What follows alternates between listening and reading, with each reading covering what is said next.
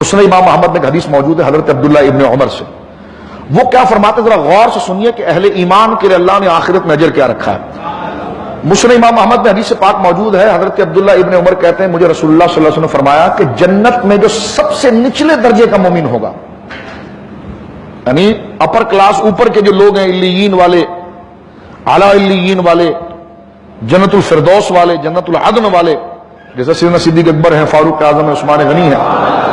مولا مرتضیٰ ہیں، صحابہ کرام، اہل بیت، غوث اعظم، یہ تو بہت اونچا درجہ ہے. یعنی حضور فرماتے ہیں جو سب سے نچلے درجے کا مسلمان ہوگا نا، یعنی ہم جیسے بالکل بیکار قسم کے لوگ، جس کو اللہ صرف اپنے فضل سے بخشے گا انشاءاللہ، کہ جن کے پاس نہ کچھ ہے، نہ کوئی نیکی ہے، نہ کوئی پرہیزگاری ہے، تو فرمایا کہ جو سب سے نچلے درجے کا مومن ہے اس کو پتہ جنت کیسے ملے گی. حضور فرماتے ہیں اس کی جنت کا جو رقبہ ہوگا نا وہ 2000 سال کی مسافت، ایک روایت میں کہ 2 لاکھ سال کی مسافت، 2000 سال کی مسافت، یعنی ایک تیز سواری اپنی پوری سپیڈ کے ساتھ بھاگے تو 2000 سال ختم ہو جائے لیکن اس کی زمین ختم نہیں ہوگی. یہ نبیوں کے لیے نہیں ہے،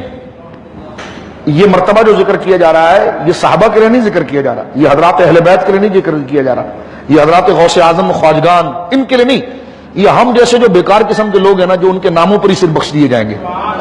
کہ چلو ہیں نکمے، بالکل ڈھیٹ ہے، کیا کچھ بھی نہیں، مفت پالا تھا کبھی کام کی عادت نہ پڑی، اب عمل پوچھتے ہیں ہائے نکما تیرا، جو میرے امام نے ذکر کیا ہے کہ مفت پالا تھا کبھی کام کی عادت نہ پڑی، اب عمل پوچھتے ہیں ہائے نکما تیرا. یہ بد عمل اب کوئی ذہن میں رکھے، لو شاہ صاحب تو اجازت دے رہے ہیں کہ اب نماز وغیرہ کی ضرورت نہیں، بندہ بخشا جائے گا. میں نے کہا یہ نہیں، بد عملی کی یا شریعت سے بھاگنے کی دعوت نہیں دی جا رہی، یہ وفور امید کی بات کی جا رہی ہے کہ بخشش ہوگی نسبت مصطفیٰ کی. گویائی کی طاقت اتنی ہوگی کہ وہ یہاں سے کہے گا سنو ذرا میری بات، تو 2000 سال کی مسافت اس کے بچے اور اس کی بیوی اس کی بات سنیں گے، اور وہ وہاں سے کہیں گے جی ہم نے سن لی آپ کی بات، تو اس کی آواز یہ سنے گا. تو میں پوچھتا ہوں کہ مجھے بتائیے پھر غوث پاک کو کتنی بڑی زمین ملے گی، خواجہ صاحب کو کتنی بڑی زمین ملے گی، سرکار مجدد صاحب کو کتنی زمین ملے گی، حضرت ابو بکر صدیق جو افضل ممبر پر امام کہتا نا افضل الخلق بعد الانبیاء، انبیاء کے بعد روئے زمین پر سب سے افضل، حضرت سیدنا صدیق اکبر، سیدنا فاروق اعظم، سیدنا عثمان غنی، اسد اللہ الغالب، مولا مرتضیٰ، ان کا مقام کیا ہوگا. اب مجھے یہ آپ بتائیے ایک بات، ان کی نسبت سے ہم بخشے جائیں گے انشاءاللہ، اور اللہ ہم جیسے کو یہ رتبہ دے گا کہ ہم 2000 سال کی مسافتوں پر اپنی بیوی بچوں سے بات چیت کر رہے ہوں گے، زمین ہوگی. تو مجھے بتائیے کہ جن کی نسبتوں سے ہمیں یہ مقام ملے گا اور ہمیں یہ حیثیت ملی ہے اور ہمیں گویا کہ یہ مرتبہ اور مقام حاصل ہو رہا ہے،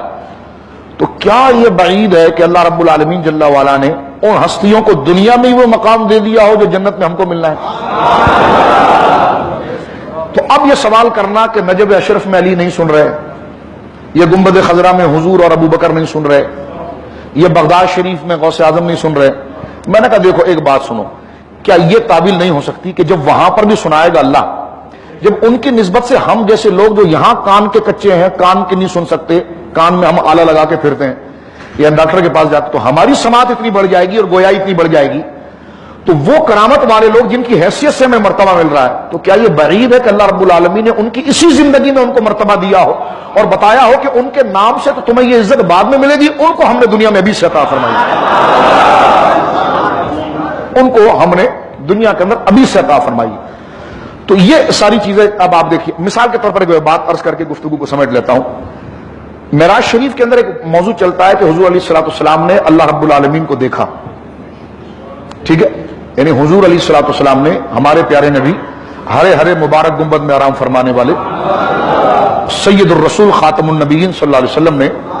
اپنی سر کی آنکھوں سے معراج والی رات اب وہ 27 کو یا جب بھی یہ سرکار عرش سے ورا ہوئے اوپر گئے اور رب کا دیدار کیا. اب اس میں یہ اختلاف کچھ عقلیات والے ہیں، یعنی جو فلسفر ہیں یا جو عقلیات کو زیادہ دخل دیتے ہیں، انہوں نے کہا کہ کس طرح اس عالم میں خدا کو دیکھا جا سکتا، نہیں دیکھا جا سکتا. میں جملہ عرض کرتا ہوں حضرت مجدد الفسانی رحمہ اللہ کا. آپ مکتوبات میں فرماتے کہ تمہیں کس نے کہا کہ اللہ نے حضور نے اللہ کو اس دنیا میں دیکھا؟ آپ ٹھیک کہہ رہے ہو کہ اللہ رب العالمین کو اس دنیا میں نہیں دیکھا جا سکتا، تو ہم نے کب دعویٰ کیا کہ حضور نے اللہ کو اس دنیا میں دیکھا ہے؟ تو کہنے کا ہم سمجھ نہیں پائے. تو کہا ہم بھی تو یہ کہتے ہیں نا، دنیا تو 7 آسمان سے نیچے ختم ہو گئی نا، سدرا کے نیچے ختم ہو گئی، سدرا پر تو کائنات ختم ہو جاتی ہے، دنیا کا چیپٹر کلوز ہو جاتا ہے، اس کے بعد آخرت شروع ہوتی ہے۔ تو سرکار نے رب کو دیکھا ہی آخرت میں تھا، اور آخرت میں تو ہر مومن جا کر رب کو دیکھے گا۔ ہاں حضور کا اعزاز یہ کہ ہمیں مرنے کے بعد حضور کی شفاعت کے ذریعے دکھایا جائے گا، تو حضور کی نسبت سے ہم جیسے بیکار رب کو دیکھیں گے، تو حضور سید عالم صلی اللہ علیہ وسلم کو اللہ رب العالمین نے اس کائنات میں ہی ہم پر فضیلت دکھانے کے لیے اپنا دیدار کرا دیا۔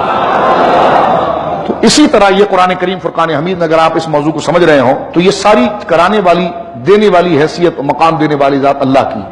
جنت میں وہی رب سماعت عطا فرمائے گا، وہی رب اگر یہیں پر سماعت دے دے تو کیا بھائی جنت میں بھی اگر جنتی ایک دوسرے کی باتیں سنے گا اور وہ مرے گا ہی نہیں، فانی نہیں ہوگا، ہر چیز اس کی باقی رہے گی، سمجھ رہے آپ؟ وہ جو کہے گا ہو جائے گا، یہ تو حدیث میں ہے نا۔ غوث پاک نے بڑی پیاری بات کی شرح فتح الغیب شریف میں، فرمایا اولیاء اللہ جب ولی ہو جاتے ہیں نا تو وہ ولی کون ہوتا ہے؟ جو اپنے نفس کو ختم کرتا ہے، جو اپنی خواہشات کو ختم کرتا ہے، جو اپنی اندر اٹھنے والی شیطانی آرزوؤں کو ختم کر کے اس پر رحمانی حکم کو نافذ کرتا ہے، وہ ولی ہو جاتا ہے۔ تو اس کی کیفیت یہ ہو جاتی ہے کہ یہ مرنے سے پہلے مر گیا، کیونکہ خواہشات ختم ہو گئی تو انسان مر گیا نا، یعنی خواہشات آپ کی ختم ہو گئی تو وہ جو اندر درندگی تھی وہ مر گئی اور آپ مثل جنتی ہو گئے۔ تو غوث اعظم فرماتے ہیں اپنے خطبہ مبارک کے اندر، جو بغیر کسی انقطاع کے آپ سے صحیح ثابت ہے، فتح الغیب شریف کے اندر خطبہ نمبر 39، آپ فرماتے ہیں کہ اولیاء اللہ دنیا کے اندر اہل جنت ہوتے ہیں، کیسے؟ مرنے کے بعد جو مرتبہ ملنا ہے وہ نفس کو ختم کر کے وہ مرتبہ دنیا میں پاتے ہیں، اس لیے جنتی جنت میں جب کہے گا نا یہ ہو تو ہو جائے گا، اس لیے وہ یہاں پر کہتے ہو تو ہو جاتا ہے۔